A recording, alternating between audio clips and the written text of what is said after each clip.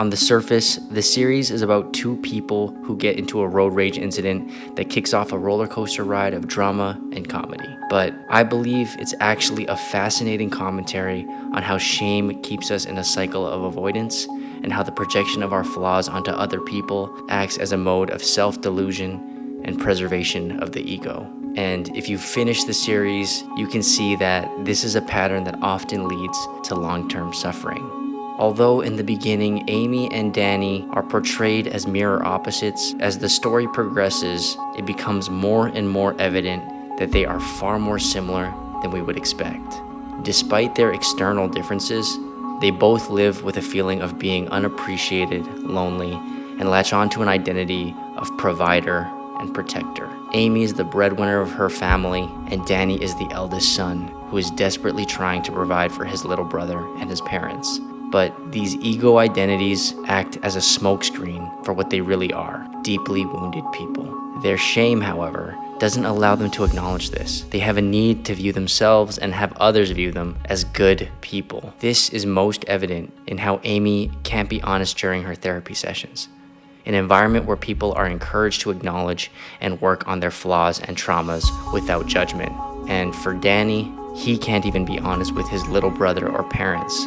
The very things they hate about each other are what they hate most about themselves. In Danny's first phone call with Amy after the road rage incident, he accuses Amy of having a lonely and empty life. As an audience, we know that Danny attempted suicide using hibachi grills in episode 1. Amy belittles Danny's business and points to her material success to illustrate the fullness of her life. As an audience, we know she's actively trying to sell her business because she feels like an outsider looking in on her own family. During Amy's presentation in Vegas, she's finally seen as the good person she wants to see herself as and project into the world. She talks about the journey of building her business and her family and says you can really have it all, even though we know that her marriage is falling apart at the expense of her fast-paced career. The crowd roars with applause after her speech, and feeling this validation, she decides to stay on. Amy ultimately decides to prioritize her false image over her family and actual lived experience.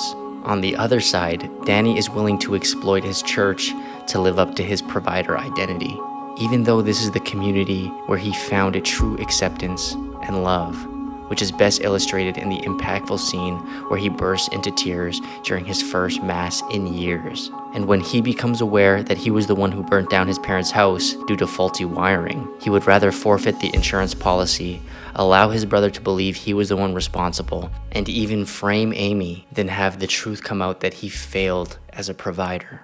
Eventually, they both get the material outcomes they want a year later, but neither of them are able to enjoy it.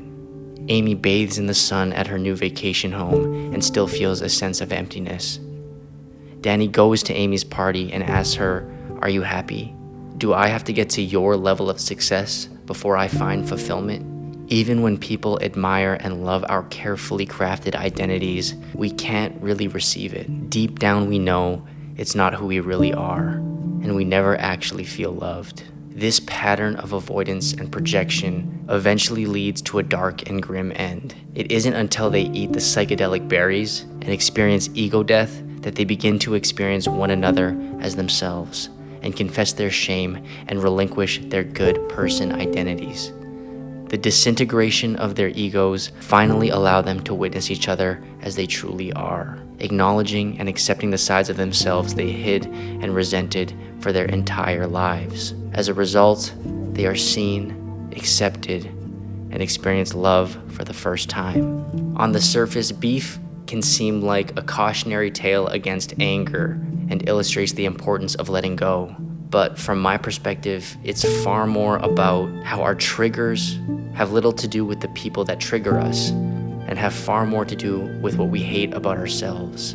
Our triggers are ultimately a roadmap to our shame. Our shame is what keeps us from experiencing love. When we acknowledge and show compassion for what we hate most about ourselves and share that with one another through honesty and vulnerability, we experience love, growth, and rebirth. There is no such thing as a good or bad person. We all have the capacity for both virtue and darkness. When we live in a paradigm of good and bad, our shame acts to hide our less desirable traits from ourselves, and we project those traits onto other people. But when we relinquish our shame and allow others to see us for who we truly are, we invite in the possibility to be loved for our flaws, for our imperfections, and our humanity. And in all honesty, that is the only way that we can truly experience love.